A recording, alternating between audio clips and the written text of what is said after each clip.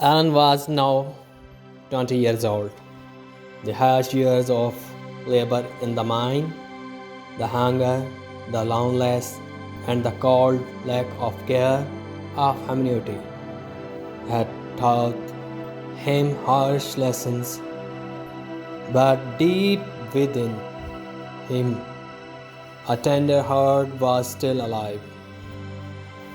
Alan often went to a tea stall run by an elderly man and his daughter, Maria, who would often chat with him. Alan found Maria, whom he considered his own, to lighten. Maria and her father were working their routine when some men sitting there refused to pay Maria after having tea. Instead, they began bothering Maria, so her father pushed one of them. In return, another boy slapped the elder man and grabbed Maria's arms. Alan was approaching for tea and felt something was wrong, so he rushed over. He saw Maria's father laying on the ground and the boy holding Maria's hand.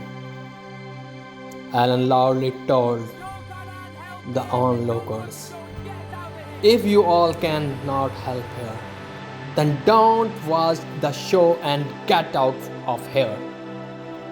Alan grabbed and hit the boy, freeing Maria's arms.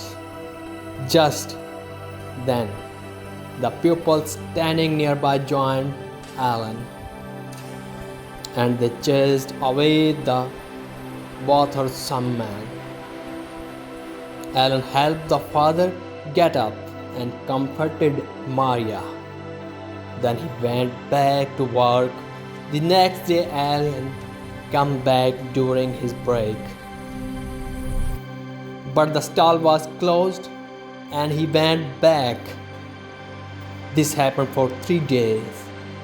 On the fourth day, Maria was standing at the stall gathering things.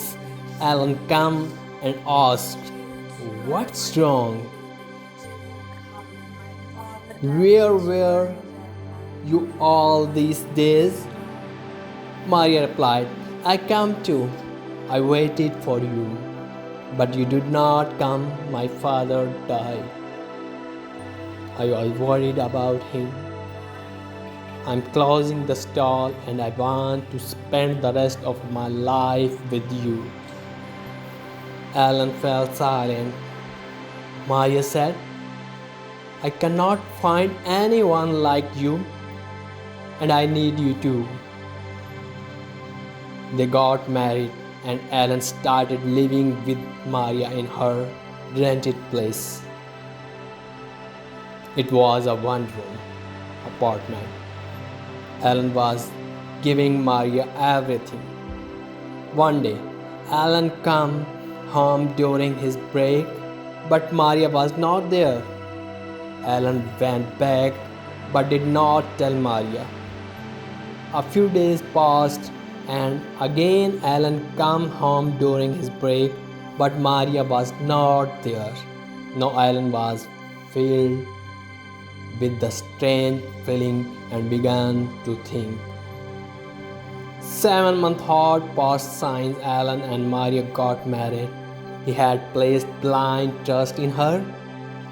He had never asked Maria where she went. One evening, when he came early, he found Maria's letter. It said, "It was my mistake that I been so beautiful. Maria married someone like you. It feels like I am living in coil, not with a man. You cannot meet my desires. I am still young and I cannot spend 50 years of my life with you. You are a just laborer, nothing more. I was ashamed whenever I told anyone about you. After today, don't look for me. Don't even think about me. You do not have the ability to keep me. After reading this, Alan felt as if he had burst. What happened to me after my parents? I trusted her and remembered her. He cried all night, and in the morning he did not go to work. He went to place where Maria's stall used to be. After that, he went to his mother's grave and cried, saying, "Mother, today I am broken again.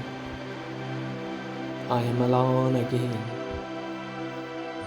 While he was crying, he got up immediately and went to his work with passion, thinking, "Now I have to work harder and just focus."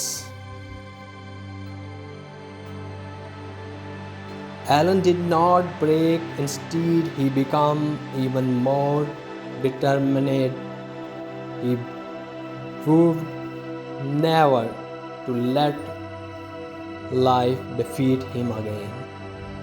He began work 20 hours a day instead of 8. But one night, that honor forced him to work for 16 hours.